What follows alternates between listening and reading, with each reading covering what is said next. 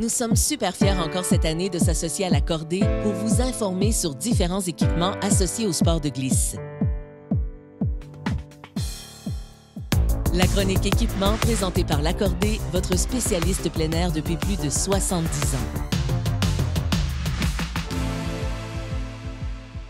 Félix, on rentre en magasin, on voit tous les choix de lunettes que vous pouvez offrir, mais à un moment donné, ça devient quasiment intimidant. Par où on commence? Le premier truc à regarder, c'est vraiment les lentilles.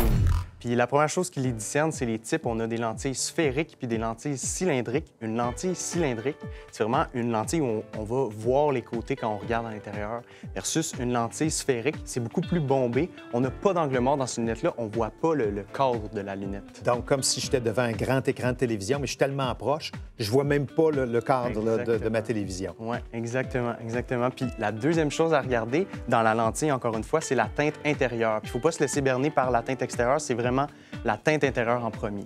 Fait que pour des couleurs qui sont plus roses ou jaunes, là, on va augmenter les contrastes. Puis des couleurs qui sont plutôt gris ou vert, mais là, on va réduire les contrastes. Puis on voudrait réduire les contrastes, pourquoi?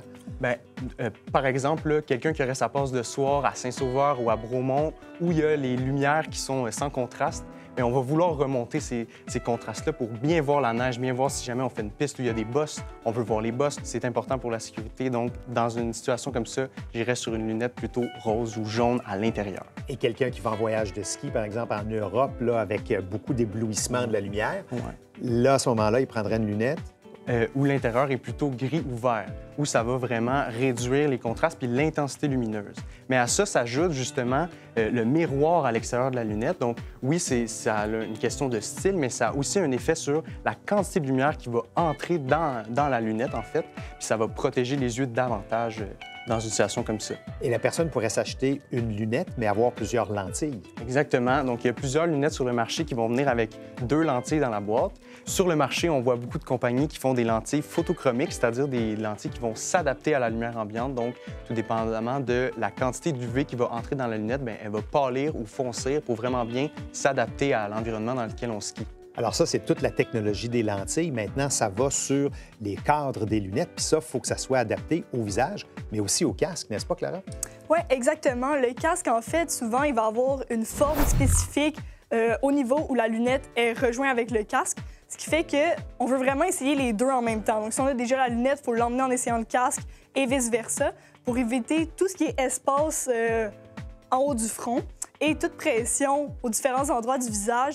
Souvent, un casque qui va descendre trop bas, contrairement à la lunette, ça va venir tendance à presser sur le nez ou sur les tempes. Donc, c'est vraiment des petits ajustements à vérifier, notamment en randonnée alpine. Souvent, on va avoir chaud en montant, donc c'est important d'avoir un certain système d'aération sur le casque. Comme on voit, on peut vraiment l'ouvrir et le fermer. Donc, à la montée, souvent, on va venir l'ouvrir pour plus d'aération et le refermer en haut pour avoir un peu plus de chaleur.